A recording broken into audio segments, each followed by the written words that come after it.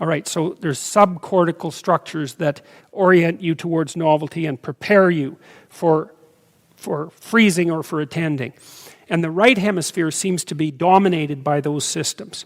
So imagine that what happens is that something threatens you, you orient towards it, the right hemisphere produces a bunch of images about what it might be. So imagine that's what happens when a child is afraid of the dark. The child's on the bed, they're afraid of the dark, they're crouched because they're frozen like a prey animal, and their right hemisphere is producing monsters to inhabit the darkness that are the child's hypotheses about what might be out there. Okay. Because that's what you want to know, right? You want to know what's out there. And then you want to know what to do about it. I can tell you 2 kids' dreams that are sort of relevant to that. So, when my daughter was about 3, she came into the bedroom that my wife and I had, and she was crying. She'd had a nightmare. And she said that she saw a stream, and there was garbage all over the stream. And she didn't like that. And so I sat her down, and I said, okay, so imagine the stream with the garbage in it. Now imagine that you're taking the garbage out and throwing it in a garbage bin.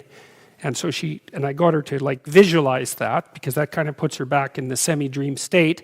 And then she cleaned up the mess, and then she could go off to sleep. Now you could tell the child, don't worry about it, the dream isn't real. But that's true, because it's not real like other daytime things are, but it's not like it's not real. It's a dream. Like a dream is real, it's just not the same kind of real. And so what I did with her was to indicate to her practically that if she saw something anomalous, something that was out of place, right, something that was a mess, that it was within her capacity to set it right. Okay, so now, your right hemisphere tells you what monsters might inhabit the darkness. Now, what you have to do is figure out, there's 2 things you have to figure out. One is what to do about a given monster. And the other is to figure out what to do about the class of all possible monsters. Right. That's a whole different thing. That's something that only human beings are capable of, that level of abstraction. Right. And so what you might do about a particular monster is hide or go out and get rid of it. If it was just an actual animal, right? But that doesn't help, because there's all the other potential predators that are still there. And so maybe you can go hunt all them down, but that doesn't help either, because you can't hunt them all down. It's not very likely anyways. So instead, what you have to do is figure out how to configure yourself so that you're in the best possible position to fight off the monsters when they come. That's your best bet. All right, so now people are trying to figure this out forever. They're trying to figure out what's the answer to the problem of the class of all possible monsters. Part of that's sacrifice. So there are routines, for example, in Hinduism, with the goddess Kali. You make offerings to Kali, who's this devouring goddess, and then she turns into her benevolent counterpart. And so sacrifice is actually one way that you can tame the monsters. If you think about the monster as the set of all negative future potentialities, you make the proper sacrifices, those monsters stay at bay. But then there's heroism as an alternative too, which means the active confrontation of the class of all possible monsters and the building of yourself up into the sort of courageous person that can do that. It took a tremendous amount of meditation to transform those images, say, of the monsters or to solve the problem of the class of those monsters. So now I'll tell you another child's dream. So some of you have probably heard this before, but it's such a great dream that it's worth telling. So I was at my sister-in-law's house once, and her son was running around. He's about 4, very precocious, very verbal, very intelligent, running around with a night hat on and a sword. So he's engaged in this pretty intense play world. And when he goes to sleep, he puts the night hat on his pillow and the sword by his pillow. And at the same time, he's having night terrors. So he's waking up, and it had been for a number of weeks, waking up screaming, but he doesn't know why.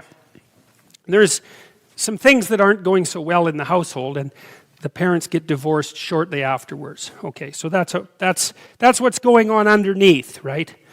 And he's also going to go to kindergarten, and so he's about to go into the world. And so he's coping with this, you know. So I'm watching him zoom around as this night and thinking that's pretty cool. And that night he woke up and was screaming. And so we were all at breakfast the next morning. And I said, "Did you dream anything?" And he got really intense. And he said, "Yes, I had a dream." And I said, "Well, what was the dream?" And he said, "Well, I was out on this field, and all these like dwarfs came up to me. They were only about as high as my knees, and they didn't have any arms. They had powerful legs, and they were covered with like hairy feathers and grease, and there was cross carved in the top of their head, and they had beaks. And whenever he moved anywhere, they would jump at him with their beaks, and there were lots of them. And everyone like just said nothing at breakfast. It was like, yeah. And he was right into this story, eh? And so we were all like, yeah, well, yeah, that accounts for all the screaming. And and then he said, yeah, and then in the background there was a dragon. And every time the dragon puffed out smoke, it would turn into these dwarves. It's like, oh man, kid, you really got a problem there. You got beaked things that are biting you, and you can kill them, and that's fine. But then there's the dragon just puffing out new ones. So it's like a hydra problem, right? The old hydra is the serpent. You cut off one head, 7 more grow. It's not a good thing. And it's such a cool dream because it really portrayed this class of all possible monsters problem. So you've got the specific monsters, and that's a problem. So you've got to get rid of them. But that's not the problem. The problem is that there's something in the background that's just generating monsters like mad. And so I said to him, what do you think you could do about that? And that's a loaded question, right? That's like leading the witness in a trial. You don't get to ask a question like that because it implies the answer. What could you do about that is not any different than saying you could do something about that, right? So I hinted at that as a possibility, and his eyes lit up. Now you remember, he's already running around as a knight, eh? So he kind of already knew what to do because he had the whole sword and the hat, and with that you know that you can go after the dragon. He kind of got that. And he said, I'd get my dad, and then I'd jump up on top of the dragon, and I'd poke out both of its eyes with my sword, and then I'd go right down its throat to the firebox where the fire comes out, and I'd carve out a piece of the firebox, and then I'd use that as a shield. And I thought, yes! Right. Man, it's so smart, eh? Because he got the thing instantly. He knew. So imagine, first of all, he thought, okay, I have to go to the heart of the problem, right? And really to the heart, not to the dragon, but right down the damn thing's gullet, right to the place where the fire was actually being created. Because it was there you could find the shield, and that he'd take this thing that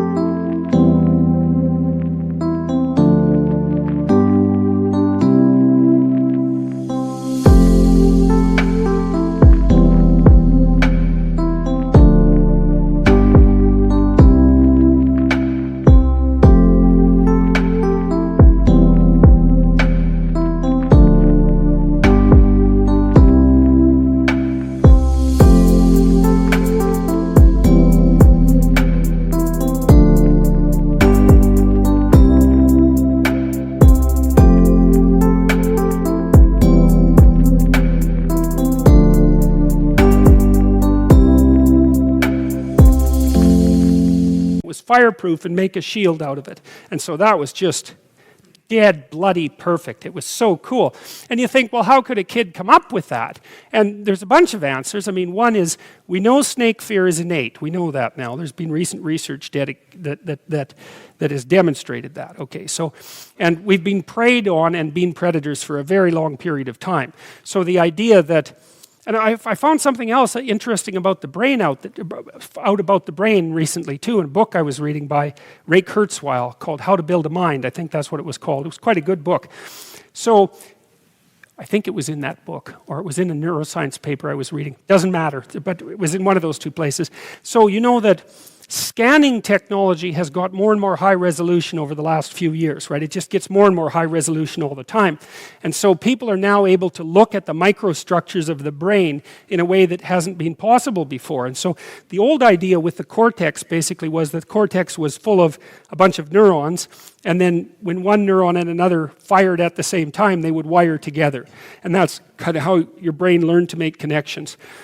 It's a bit more complicated than that, but that will do. And then it was found that it wasn't quite that simple, because what your cortex is made out of are these columns of neurons that are duplicated, sort of like a centipede's legs.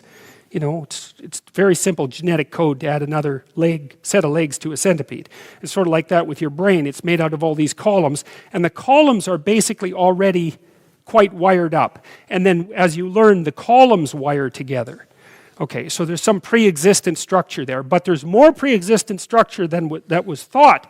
So it's basically that there are already tracts that link columns together that are in different parts of the brain, and the columns themselves can send out dendrites to these superhighways, which are already there, and then the superhighway is there, and then it can generate connections to the columns at the end of the superhighway. So what that means is that there's a tremendous amount of cortical structure already in place, but there's plasticity around that. And when I read that, I thought, well, that's part of the source of the archetypes. There's already an archetypal structure there, that as well as the subcortical structures.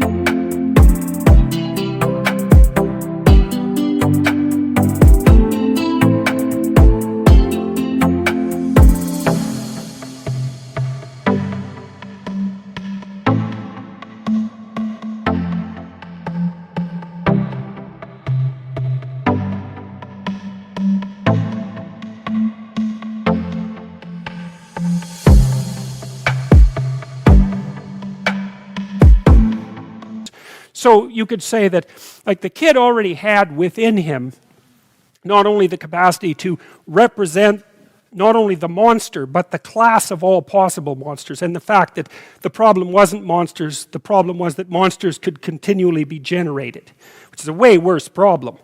And then the answer to that isn't to kill an individual monster. The answer to that is go to the source of the monstrous itself and defeat it. So it's absolutely staggering, and you could imagine that it would take a tremendous amount of meditative effort for people to have come up with that solution over a very long period of time.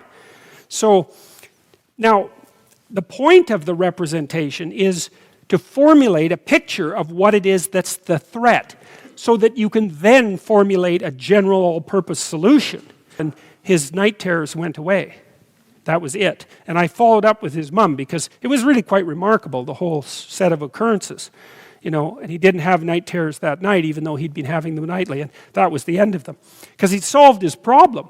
Like, he needed to be the courageous knight that went after the dragon. And so that is what people need to be.